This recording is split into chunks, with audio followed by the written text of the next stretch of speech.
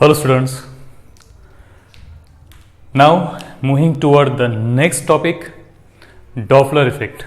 Okay, so बघा Doppler effect हा जो कन्सेप्ट आहे हा समजून घ्यायला अतिशय सोपा आहे. याच्यावरचे जे फॉर्म्युला आहेत तेही खूप सोपे आहेत, पण याची न्यूमेरिकल्स एक वेगळ्याच लेवलला आहेत. ओके, वेगळ्या लेवलला म्हणजे मला म्हणायचं आहे की तुम्हाला तुमचा डोकं याच्यामध्ये लावावंच लागणार, तेव्हा तुमच्याकडे न्यूमेरिकल सॉल्व्ह होईल. ठीक आहे ना. बाकी कन्सेप्ट बिलकुल इझी.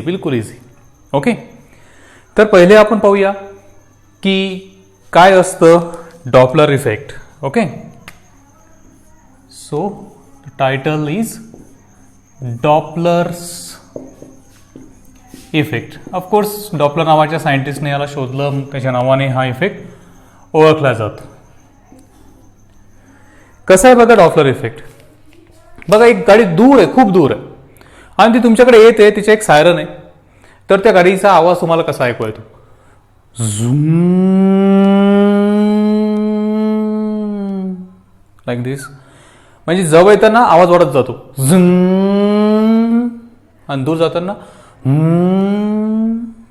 है ना. म्हणजे गाडीचा जो आवाज आहे तो जवळ येताना तुम्हाला जास्त ऐकू येतोय आणि दूर जाताना तो लहान होतोय. याच्यामध्ये ऍक्च्युअली आवाजाच्या पिच, साऊंडची क्वालिटीज आहेत ना, पिच, ट्रेंबर आणि लाऊडनेस. सो इथे पिच जो आहे हा पिच जर का गाडी तुमच्या जवळ येत असेल तर वाढतो, आणि जर का गाडी दूर जात असेल तर कमी होतो. गाडी म्हणजे सोर्स ऑफ साऊंड. मग एखादा स्पीकर असेल, काही सायरन असेल, है ना. सो गाडीचा किंवा एखादा सोर्स ऑफ साऊंड जर का तुमच्या जवळ येत असेल तर तिचा जो पिच आहे तो वाढतो, आणि जर का दूर जात असेल तर तो पिच कमी होतो. आता पिच ही क्वालिटी फ्रिक्वेन्सी फिजिक्समध्ये आहे ना. सो जवळ येताना गाडीची फ्रिक्वेन्सी वाढते आणि दूर जाताना गाडीची फ्रिक्वेन्सी कमी होते. म्हणजे गाडीच्या आवाजाची फ्रिक्वेन्सी ऑफकोर्स, किंवा त्या साऊंडचा जो सोर्स आहे किंवा त्या साऊंडची जी फ्रिक्वेन्सी आहे त्या साऊंडच्या फ्रिक्वेन्सी जर का तो साऊंड सोर्स तुमच्या जवळ येत असेल तर वाढत जाते, आणि जर का तुमच्यापासून दूर जात असेल तर कमी होत जाते. Is it okay? यस, हे असं आहे. यालाच डॉपलर इफेक्ट म्हटलं गेलं. बट प्रश्न असा तयार झाला की यार सांगा मला एक गोष्ट, की ती गाडीचा जो सोर्स आहे तो काही सोर्स असेल साऊंडचा, तो मोशनमध्ये आहे तर तो काय फ्रिक्वेन्सी कमी जास्त करतो का? तुमच्या जवळ येणारे म्हणून काही फ्रिक्वेन्सी वाढवायची आणि तुमच्या दूर जाणारे म्हणून काही फ्रिक्वेन्सी कमी करायची, असं तो करतो का? नाही. तो जो सोर्स आहे त्याची जी फ्रिक्वेन्सी ती कॉन्स्टंट राहते, म्हणजे त्याची रिअल फ्रिक्वेन्सी कधी बदलत नाही, ती कॉन्स्टंट राहते. बट ऐकणाऱ्याला मात्र ती चेंज झालेली ऐकू येते. येतानाची वेगळी ऐकू येते, जातानाची वेगळी ऐकू येते. म्हणजे त्या फ्रिक्वेन्सीमध्ये चेंज होतो. कशामध्ये चेंज होतो? फ्रिक्वेन्सीमध्ये चेंज होतो. तर मुळात त्या फ्रिक्वेन्सीमध्ये चेंज होत नाही, तर त्या ऑब्झर्व्हरला ऐकू येणाऱ्या फ्रिक्वेन्सीमध्ये चेंज होतो. म्हणजे त्याला जी ऐकू येते ती वेगळी फ्रिक्वेन्सी, तिला आपण अपॅरंट चेंज म्हणू. फ्रिक्वेन्सीमध्ये जो बदलणारा चेंज आहे तो कायमस्वरूपी नाही आहे, तो ॲपियर झाला त्याच्यामुळे आपण त्याच्या फ्रिक्वेन्सीला अपॅरंट फ्रिक्वेन्सी म्हणू, जी त्या ऑब्झर्व्हरला ऐकू येते. ओके, मग ऐकू येणाऱ्या फ्रिक्वेन्सीमध्ये चेंज होतो ना, म्हणून त्याला म्हणतो आपण अपॅरंट चेंज. पण केव्हा होतो? जर का तो सायरन किंवा ती गाडी जिचा आवाज आपण ऐकतोय ती इथेच उभी आहे आणि मी पण इथेच उभा आहे, तर काही आवाजा फ्रिक्वेन्सीमध्ये काही फरक येणार आहे का? नाही, जो आहे तो ऐकू येईल. Is it? पण जेव्हा मोशनमध्ये असेल, म्हणजे तो सायरन किंवा ती साऊंड ऑफ सोर्स जो आहे साऊंडचा, तो जर का माझ्याकडे येत असेल किंवा मी त्याच्याकडे जात असेल, किंवा तो माझ्यापासून दूर जात असेल किंवा मी त्याच्यापासून दूर जात असेल, म्हणजे ऑब्झर्व्हर आणि सोर्स ऑफ साऊंड यांच्यामध्ये जर का काही चेंजेस असतील, मोशन असेल, ठीक आहे, ते एकामेकांकडे येत असतील, एकामेकांपासून दूर जात असतील, किंवा एक जवळ येत असेल आणि किंवा तो एक दूर जात असेल, किंवा हा ऑब्झर्व्हर जवळ जात असेल किंवा दूर जात असेल, तरच आपल्याला फ्रिक्वेन्सीमध्ये अपॅरंट चेंज ऐकू येतो. जर का दोघं एकाच ठिकाणी असतील तर आपल्याला फ्रिक्वेन्सीमध्ये अपॅरंट चेंज ऐकू येणार नाही, किंवा दोघं सोबत जात असतील तर अपॅरंट फ्रिक्वेन्सीमध्ये चेंज दिसणार नाही. मग केव्हा दिसतो फ्रिक्वेन्सीमध्ये अपेयर चेंज? तर तेव्हाच जेव्हा ह्या दोन ऑब्जेक्ट्स एकामेकांना रिलेटिव्ह मोशन्समध्ये असतील. ओके, सो त्याला म्हणतात डॉपलर इफेक्ट. सो आपण लिहूया त्याला. The apparent apparent change in frequency of sound due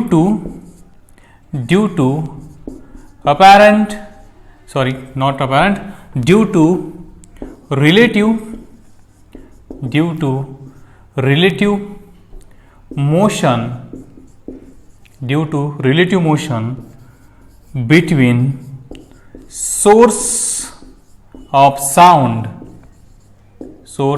sound and observer. बघा, ऑब्झर्वर आणि सोर्स ऑफ साऊंड मध्ये जर का रिलेटिव्ह मोशन असेल तर त्याच्या फ्रिक्वेन्सीमध्ये एक अपॅरंट चेंज होतो, म्हणजे अपियर होणारा चेंज. फ्रिक्वेन्सी मुळात चेंज नाही होत, पण त्या ऑब्झर्वरला मात्र तो अपॅरंट चेंज दिसून येतो. सो त्याला म्हणतो आपण Doppler effect. Is called Doppler effect. Is it? काय आहे Doppler effect? The apparent change in frequency of sound. ठीक आहे ना? Apparent change in frequency of sound कशामुळे? Due to relative motion between the source and observer is called as Doppler effect. Is it okay? So definitions एकदा लिहून घ्या. Okay, चल, Doppler इफेक्टचा फॉर्म्युलाचं डेरिव्हेशन्स आपल्याला घ्यायचं नाहीये. ठीक आहे ना? सिंपल आहे, इझिली लक्षात राहू शकतो, त्याच्यामुळे मी घेत नाहीये. पण एक गोष्ट तुम्ही इथे व्यवस्थित एकदा ऐकून घ्या, म्हणजे कानामध्ये ठेवा. तिचं काम पडेल नाही पडेल मला माहिती नाही, पण पडलं तर त्याच्यामध्ये तुम्हाला तो कन्सेप्ट माहीत असायला पाहिजे. इमॅजिन करा की एक तळ आहे पाण्याचं. ठीक आहे ना? आणि त्याच्यामध्ये इथे सोर्स ऑफ फ्रिक्वेन्सी आपण टाकला, दगड टाकला किंवा माझा बोट टाकला. सो बोट टाकल्यामुळे काय झालं, तिथून अशा वेव्ज बाहेर आले सर्क्युलर आकाराच्या. येतील ना अशा वेव्ज बाहेर? Yes or no? Okay. So ह्या वेव्जमध्ये इथे ट्रफ आहे, इथे क्रस्ट आहे, इथे ट्रफ, इथे क्रस्ट, अशी वेव्ह असते ना. सो जो उंच भाग असतो याला म्हणतो आपण क्रस्ट, आणि जो खोलगट भाग असतो याला म्हणतो आपण ट्रफ. ठीक आहे ना? असं आपण पाहिलंय. मग इथे क्रस्ट आणि क्रस्ट मधलं डिस्टन्सला वेव्हलेंथ म्हणतात. ठीक आहे ना? म्हणजेच दोन पॉईंट, सक्सेसिव्ह पॉईंट, त्यांच्यामधला फेस सारखा आहे. सो ही वेव्हलेंथ झाली है ना. हे क्रस्ट आहे, मी ह्या ज्या लाईन्स ओढल्या ह्या क्रस्ट. ठीक. आता काय करूया आपण दोन ऑब्झर्वर घेऊया, एक या टोकाला आणि एक या टोकाला. आणि हा सोर्स ऑफ साऊंड इथे होता असा, म्हणजे माझं बोट असं पाण्यामध्ये इथे होतं. मी काय केलं, आता हे बोट पाण्यामध्ये बुडवल्यानंतर इकडे ओढलं, असं हे पाण्याचं बोट इकडे ओढलं. तर तुम्हाला पाण्यामधल्या व्ह्यूज कशा दिसतील? तर तुम्हाला पाण्यामधले व्ह्यूज अशा प्रकारचे दिसतील.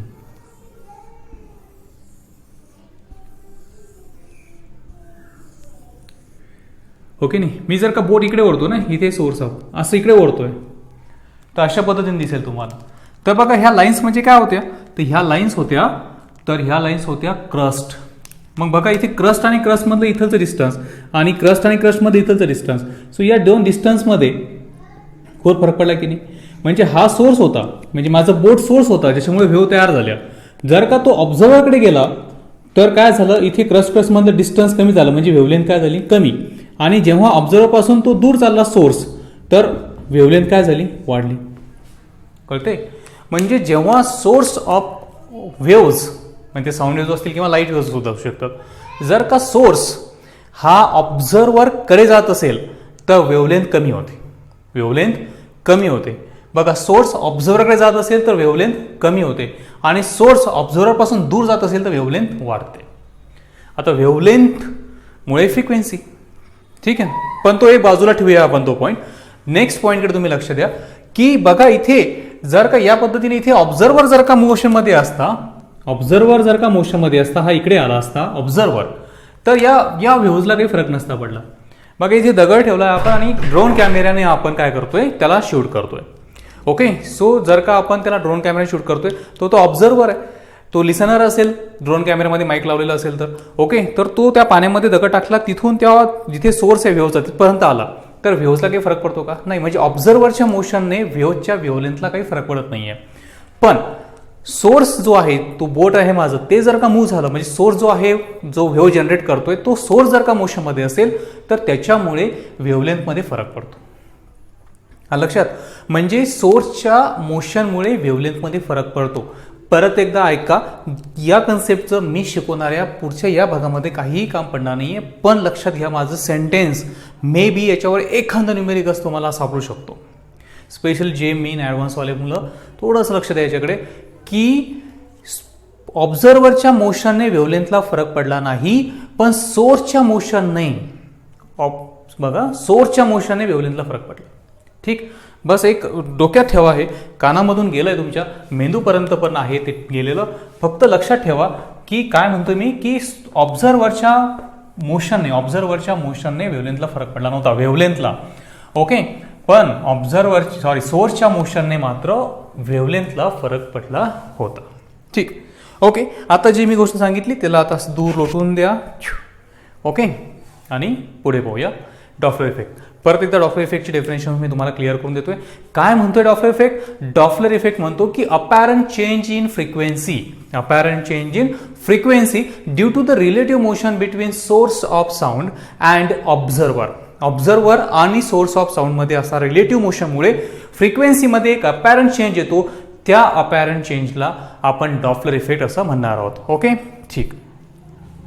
डॉपलरने याच्यासाठी आपल्याला फॉर्म्युला पण सांगितला होता, तो फॉर्म्युला आपण डायरेक्ट घेणार आहोत. बघा, फॉर्म्युला नोट करायचा आहे तुम्हाला. पण FA is equals to FO in bracket V plus minus VO divided by V plus minus VS. Okay, हा फॉर्म्युला आहे. जस्ट याला तुम्ही सहजही लक्षात ठेवू शकता. ओके, ताकि असं डेरिव्हेशन्स वगैरेमध्ये काही जास्त वेळ कमवण्याचा काही अर्थ नाही आहे. ठीक आहे ना, बिलकुल आसान आहे, बिलकुलच. ओके, सो FA म्हणजे apparent frequency. FA means अपॅरंट frequency, म्हणजे जी ऑब्झर्वरला ऐकू येत आहे ती फ्रिक्वेन्सी, अपॅरंट फ्रिक्वेन्सी. नंबर 2, FO त्या सोर्सची ओरिजिनल फ्रिक्वेन्सी, सोर्सची original frequency. V for velocity of sound, and then VO is the velocity of observer जर का मोशन मध्ये असेल तर त्याची velocity, and VS is the velocity of source of sound. ठीक आहे ना, साऊंडचा जो सोर्स असेल त्याची velocity. ओके, सो काय फॉर्म्युला आहे परत एकदा पहा. FA is equals to F naught in bracket V plus minus VO divided by V plus minus VS. Okay, आता कंडिशन नुसार इथलच्या प्लस मायनस साईन आपण निवडायचे असतात. ठीक, तर मी त्यातली पहिली कंडिशन घेतोय, जी बरेचसे जण शेवटची घेतात, मी तीच पहिली कंडिशन घेतोय. First condition, Wien observer and source moving toward each other. Observer आणि सोर्स दोघंही एकामेकांकडे मूव्ह होत आहेत. बघा, हा ऑब्झर्वर O आणि हा सोर्स S, हे दोघंही जण एकामेकांकडे येणार आहे. ठीक, सो लॉजिकली मला सांगा की जर का दोन्ही ऑब्झर्वर आणि सोर्स हे एकामेकांकडे येत असतील तर फ्रिक्वेन्सी वाढेल का कमी होईल? जवळ येते झूम मोठा आवाज होईल है ना, म्हणजे जवळ येते तर फ्रिक्वेन्सी काय होईल? वाढेल. पिच काय होईल? वाढेल. बरोबर. मग FA is equals to FO as it is, V as it is. आता मला सांगा की अपॅरंट फ्रिक्वेन्सी वाढणार आहे तर इथे ही जी वरची ब्रॅकेट आहे ही याची व्हॅल्यू जास्त असायला पाहिजे, कमी असायला पाहिजे. जर का मला FA वाढवायचा आहे तर V प्लस VO पाहिजे का V मायनस VO पाहिजे? जर का FA मोठा हवा असेल तर V प्लस पाहिजे ना, ही वरची ब्रॅकेट मोठी पाहिजे, आणि म्हणून मग इथे घेणार V plus VO divided by. बघा, मला आता FA वाढवायचा आहे. ठीक आहे ना, FA काय करायचं आहे? वाढवायचं आहे. जर का मला FA वाढवायचं असेल तर इथे V प्लस मायनस VS का V minus plus VS, plus की मायनस, इथे वाढवायचं आहे तर ही ब्रॅकेट काय व्हायला पाहिजे? इन्क्रीज का डिक्रीज? डिक्रीज. कारण की बघा, FA या ब्रॅकेटला इन्व्हर्सली प्रोपोर्शनल आणि FA या ब्रॅकेटला डायरेक्टली प्रोपोर्शनल. जर का ही ब्रॅकेट वाढली तर FA वाढेल, आणि ही ब्रॅकेट जर का वाढली तर FA कमी होईल.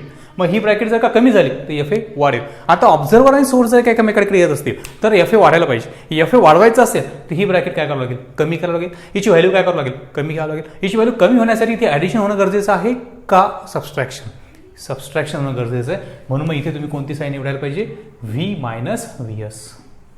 सो या कंडिशनमधला हा फॉर्म्युला. ठीक आहे ना. हा फॉर्म्युलावरून आपण कंडिशन्सनुसार फॉर्म्युले अप्लाय करणार आहोत. ठीक आहे ना. सेकंड कंडिशन घेऊया आपण. छोटीशी आहे, सोपी आहे, काही मोठा टॉपिक नाही आहे, पण उद्याच्या व्हिडिओमध्ये जे न्यूमेरिकल्स येतील ते मात्र तुम्हाला केअरफुली चांगले करावे लागतील. ठीक आहे. इथे नेक्स्ट आहे की Wien observer and source moving away from each other. Okay. So चलो बच्चों, इथे डायग्राम कशी होईल, हा ऑब्झर्वर, हा source, A moving away from each other. So दूर जात आहे. चला डोकं लावा यार, पटकन सांगा. दूर जातंय तर फ्रिक्वेन्सी वाढेल का कमी होईल, दूर जातंय सो फ्रिक्वेन्सी काय होईल, कमी होईल. ओके. सो जर का इथे आपण पाहतोय की ऑब्झर्वर आणि सोर्स एकमेकांपासून दूर जात आहेत तर अपॅरंट फ्रिक्वेन्सी कमी व्हायला पाहिजे. अपॅरंट फ्रिक्वेन्सी कमी होत आहे एवढं आपल्या डोक्यामध्ये आलं तर एफ एची व्हॅल्यू कशी होईल, F A is equals to F not as it is in bracket.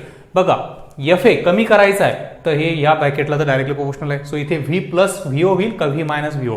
Sir minus कमी करायचं आहे ना, so V minus V O divided by इथे काय होईल, of course plus. Very good. Okay.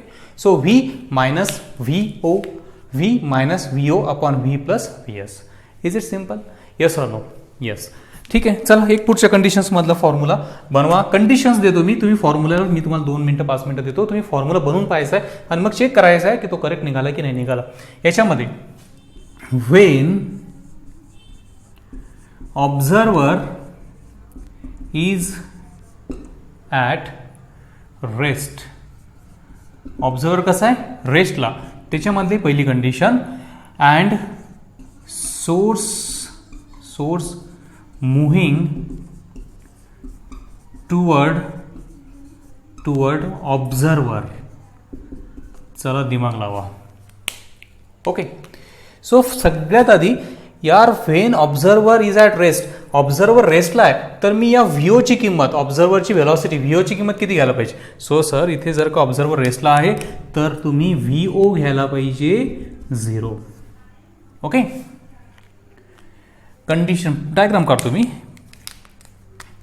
बघा ऑब्झर्वर रेस्टला आणि सोर्स दूर चालला. आता 2 मिनिटं घ्या, पॉज करा व्हिडिओ, 2 मिनिटं घ्या आणि फॉर्म्युला बनवण्याचा प्रयत्न करा. चला पहा. F A is equals to F O in bracket, इथे V plus minus V O, पण व्ही ओ किती आहे 0. सो इथे व्ही ओची किंमत घ्यायचं काम नाही आहे. सो इथे व्ही डिवायडेड बाय, आता source moving toward, source moving toward घेतलं आपण, डायग्राम चुकली होती का आपली. सोर्स मुव्हिंग टुवर्ड म्हणजे ऑब्झर्वरकडे सोर्स येते. Source moving toward the observer म्हणजे फ्रिक्वेन्सी वाढायला पाहिजे. फ्रिक्वेन्सी वाढायला पाहिजे, हे इन्व्हर्सली प्रोपोर्शनल आहे, हे कमी व्हायला पाहिजे. आणि म्हणून मग आन्सर असेल V minus V S. Do you got it? Yes or no? Yes. Second condition याच्यामधलीच इथेच. सेकंड कंडिशन काय? Second condition, and source moving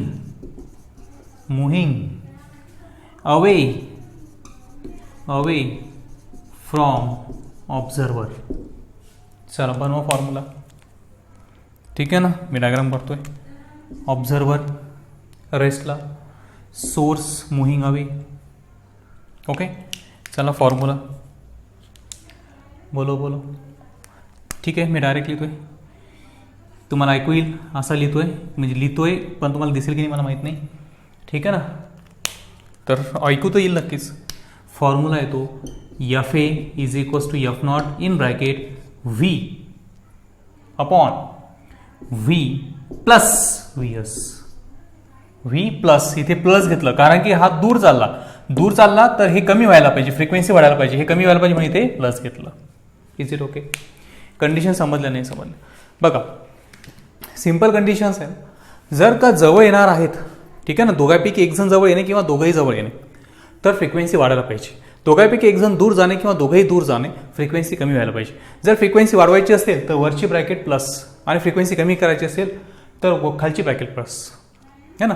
जर का फ्रिक्वेन्सी कमी करायची असेल तर वरची ब्रॅकेट मायनस, फ्रिक्वेन्सी वाढवायची असेल तर खालची bracket minus. Is it okay. पुढच्या दोन कंडिशन घेतो, पण त्याच्या आधी बोर्ड क्लीन करायचं आहे, तुम्हाला लिहायचं आहे, हे लिहून घ्या व्यवस्थित. Okay okay. कंडिशन नंबर 4, नाही सॉरी 1 2 3 झालं होतं ना, नाही 1 2 यस 3 झालं होतं 4 यस. 4 मध्ये if source is at rest, so source जर का रेस्टला असेल तर VS 0. ओके. याच्यामध्ये परत दोन कंडिशन्स. पहिली कंडिशन, ऑब्झर्वर, हे ऑब्झर्वरचं शॉर्टकट स्पेलिंग लिहितो मी, नाही तर तुम्ही म्हणता हे स्पेलिंग एक काय. Observer moving toward source. Okay. आता ऑब्झर्वर मुव्हिंग टुवर्ड सोर्स आहे बच्चा, तर मला सांगा की डायग्राम तर अशी होईल, ऑब्झर्वर इथे सोर्स आणि ऑब्झर्वर सोर्सकडे जातोय. आता ऑब्झर्वर जर सोर्सकडे जात असेल तर फ्रिक्वेन्सी वाढेल का कमी होईल? सर वाढेल. आता तुम्ही सांगितलं नाही तरी पण आम्ही फॉर्म्युला बनवू शकतो. FA is equals to frequency वाढवायची, FO असाच ब्रॅकेटमध्ये V, आता वाढवायचा आहे तर इथे plus VO divided by V minus plus VS असतं, पण सर VS 0 आहे, त्याला काही लिहायचं काम नाही. Finish. Is it okay. Next condition number 2, याच्यातलीच number 2. Observer moving away from source. चलो बनवा फॉर्म्युला, माझं लिहिणं होतं तर फॉर्म्युला बनवा आपल्या मनात. ऑब्झर्वर सोर्स पासून दूर झाला, FA is equals to F0, observer दूर झाला, फ्रिक्वेन्सी कमी, minus VO divide by V. बरोबर आलं? किती जणांचं बरोबर आलं? टाळ्या वाजवा. ओके. सो या दोन कंडिशन समजल्या तुम्हाला. Next condition number 5. 5 नंबरची कंडिशन्स मध्ये काय, if source and observer both moving in same direction with same speed. Same direction मध्ये चालले, सेम स्पीडने चालले, तर मला सांगा यार त्यांच्यामध्ये रिलेटिव्ह मोशन आहे का? तो सोबत चालले ना, रिलेटिव्ह मोशन नाहीच आहे त्यांच्यामध्ये. पण त्यांच्यामध्ये जर का रिलेटिव्ह मोशन नसेल, तुम्हाला आठवते का रिलेटिव्ह मोशन कशी काढतो आपण? ज्याच्या रिलेटिव्ह तुम्हाला मोशन काढायची आहे त्याची वेलॉसिटी दुसऱ्याच्या वेलॉसिटीमधून मायनस करायची. सर ही एक गाडी नंबर 1 A नंबरची गाडी इकडे चालली, B नंबरची नावाची गाडी इकडे चालली. So velocity of A with respect to B जर का तुम्हाला लिहायचं असेल तर velocity of A minus velocity of B करावं लागतं. जर का ह्या दोघही वेलॉसिटीची व्हॅल्यू सारखी आहे तर VA मायनस VB किती होईल? 0. मग रिलेटिव्ह मोशन आहे का त्याच्या मागे? नाही. म्हणजे दोन्हीही गोष्टी म्हणजे सोर्स पण आणि ऑब्झर्वर पण दोघंही जण जर का सेम डायरेक्शन मध्ये जात असतील, विथ सेम स्पीड जात असतील, तर त्यांच्यामध्ये रिलेटिव्ह मोशन नसते. म्हणून मग आपण इथे लिहूया as there is no relative motion between source and observer, as there is no relative motion between source and observer, therefore apparent frequency is equals to original frequency. जी ओरिजिनल फ्रिक्वेन्सी आहे तीच ऐकू येईल, काही त्याच्यामध्ये चेंज ऐकू येणार नाही. आणखी एक number 6, if source and observer both at rest. चला बघा, हे तर या फॉर्म्युल्यावरून सांगता येतं. बघा, जर का सोर्स आणि ऑब्झर्वर दोन्ही रेस्टला आहे तर व्हीओ किती होईल 0, व्हीएस किती होईल 0, मग व्ही अपॉन व्ही राहील, व्ही काय होईल कॅन्सल, मग F A is equals to F not. So इथे सरळ सरळ F A is equals to F not. Okay, म्हणजे काय शिकलो आपण? आपण शिकलो डॉपलर इफेक्ट. डॉपलर इफेक्टमध्ये आपल्याला ही गोष्ट लक्षात आली की ज्यावेळेस सोर्स आणि ऑब्झर्वर या दोघांमध्ये रिलेटिव्ह मोशन असतील, दोघं एकामेकांकडे येत असतील, दोघं एकामेकांपासून दूर जात असतील, एक रेस्टला असेल दुसरा जवळ येत असेल किंवा दूर जात असेल, किंवा एक रेस्टला असेल आणि हा पहिला त्याच्या जवळ जात असेल आणि दूर जात असेल, तर त्यांच्यामध्ये एक रिलेटिव्ह मोशन आहे. Source of sound and observer यांच्यामध्ये जर का रिलेटिव्ह मोशन असेल तर जी फ्रिक्वेन्सी आहे ती रिअल फ्रिक्वेन्सी ऑब्झर्वरला ऐकू येत नाही, त्याच्यामध्ये चेंजेस ऐकू येतात. त्याला आपण अपॅरंट फ्रिक्वेन्सी म्हणतो. So the apparent frequency due to the relative motion between source of sound and observer is called as Doppler effect. याच्यामध्ये डोक्यामध्ये ठेवण्यासारखा एक पॉईंट आहे की जर सोर्स मोशनमध्ये असेल तर वेव्हलेंथमध्ये चेंज होतो, ऑब्झर्वर मोशनमध्ये असेल तर वेव्हलेंथमध्ये चेंज होत नाही. ही एक गोष्ट फक्त डोक्यात ठेवायची, बाजूला ठेवून दिली. मग फॉर्म्युला काय? अपॅरंट फ्रिक्वेन्सीचा फॉर्म्युला काय? त्याचा डेरिव्हेशन नाही आहे, फॉर्म्युला आहे, सिंपल आहे, त्याच्यामुळे लक्षात ठेवता येतो. एफ ए म्हणजे apparent frequency is equals to F not म्हणजे original frequency in bracket V plus minus V O divide by V minus plus V S. वरती व्ही ओ खाली V S, V plus minus V O divide by V plus minus V S. Okay, what is V? V is the velocity of sound. What is VO? Velocity of observer. What is VS? Velocity of source. Okay, conditions. जर जवळ येणार असेल तर frequency वाढते, frequency वाढत असेल तर वरती प्लस खाली मायनस. दूर जात असतील तर फ्रिक्वेन्सी कमी होते, फ्रिक्वेन्सी कमी होत असेल तर वरती मायनस खाली प्लस. ओके, त्याच्यापैकी एखादा रेस्टला असेल तर त्याची व्हॅल्यू किती घ्यायची 0. बाकी 6 कंडिशन्समध्ये असणारे सगळं फॉर्म्युले तुम्हाला सहज लिहिता येऊ शकतात. ओके, आणि मग याच्यावर खूप खास न्यूमेरिकल्स बनतात की बघा, आता एक भिंत आहे आणि इकडनं एक पोलीसची गाडी आहे सायरन करणारी. सो त्यांनी सायरन केला. तो सायरन केल्यामुळे सायरन या भिंतीवर जाऊन आदळला आणि वापस येईल त्याच्या साऊंड वेव्हज. म्हणजे ही भिंत आवाजाला ऐकते पण तिला पण कान असतात भिंतीला, हे तर सगळ्यांना माहिती आहे. सो जर का ती सायरनमधला जो आवाज आहे तो जर का भिंतीला मिळतोय तर भिंतीला कान आहेत, भिंती ऑब्झर्वर झाली. आणि मग याच्यावर आदळून त्या वापस पण जातात तर भिंतीमधून सुद्धा आवाज बाहेर येतोय. म्हणजे ही जी भिंत आहे ही दोन्ही कामं करत आहे, ऑब्झर्वर पण आहे आणि सोर्स ऑफ साऊंड पण आहे. मग अशा कंडिशन्समध्ये न्यूमेरिकल सोडवायचे आहेत आपल्याला. बॅट या डॉपलर इफेक्टचा खूप सारा यूज करते. ट्रॅफिक पोलीस जे असतात, जे तुमच्या गाडीचा स्पीड जर का जास्त असेल तर लगेच तुम्हाला पकडतात. सो ते पोलीससुद्धा त्यांच्या गाडीमध्ये सुद्धा डॉपलर इफेक्ट चेक करणारी मशीन असते. सो अपॅरंट फ्रिक्वेन्सीवरून आपल्याला त्या व्यक्तीला पनिश करायचं नाही करायचे असे सुद्धा न्यूमेरिकल्स आहे. काही विशेष नाही आहे, मी तुम्हाला आधी न्यूमेरिकल्स देईल मे बी आणि नंतर व्हिडिओ बनवेल, किंवा आधी व्हिडिओ बनवेल आणि नंतर न्यूमेरिकल्स देईल. सो काहीही होऊ शकतं, बट खूप काही टफ न्यूमेरिकल्स असतील अशातला काही प्रकार नाही. फक्त तुम्हाला तुमचं डोकं तिथे वापरायचं आहे. ओके, सो डॉपलर इफेक्ट एकदम सिम्पल कन्सेप्ट आहे, सगळ्यांच्या लक्षात आला असेल. काय आहे Doppler effect? The apparent change in frequency due to the relative motion of source and sound. काय फॉर्म्युला आहे डॉपलर इफेक्टमध्ये अपॅरंट फ्रिक्वेन्सीचा? F A is equals to F not in bracket V plus minus V O divide by V plus minus V S. Frequency वाढत असेल तर वर plus खाली minus, frequency कमी होत असेल तर वर मायनस खाली प्लस. ऑब्झर्वर रेस्टला असेल तर व्ही ओ 0, सोर्स रेस्टला असेल तर व्ही एस 0. बाकी कंडिशननुसार फॉर्म्युला बनवायचा, व्हॅल्यूज पुट करायच्या, कॅल्क्युलेशन्स करायचे. Is it okay? Yes or no? ठीक. ओके, सो अशा पद्धतीनं हा डॉपलर इफेक्ट. उद्याच्या व्हिडिओमध्ये याच्यावरची न्यूमेरिकल्स करूया आपण. ओके, तोपर्यंत काळजी घ्या आणि अभ्यासाची मजा घ्या. Okay, good night.